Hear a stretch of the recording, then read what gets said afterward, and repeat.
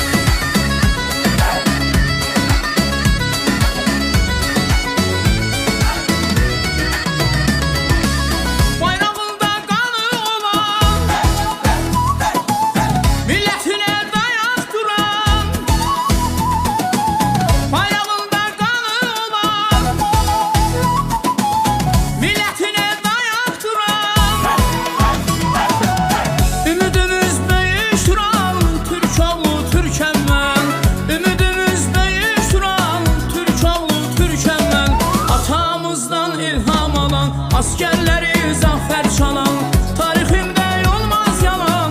Türk oğlu Türkəm mən, atamızdan ilham alan. Askerleri zafer çalan, tariximdə olmaz yalan. Türk oğlu Türkəm mən.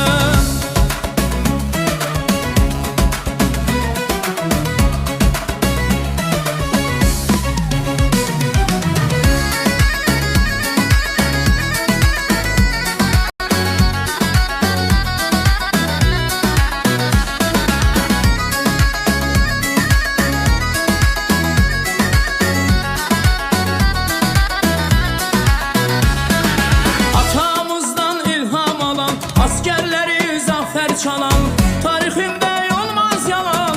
Türk oğlu Türkəm mən, atamızdan ilham alan.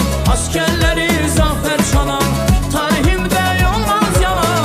Türk oğlu Türkəm mən, atamızdan ilham alan. Askerleri zafer çalan.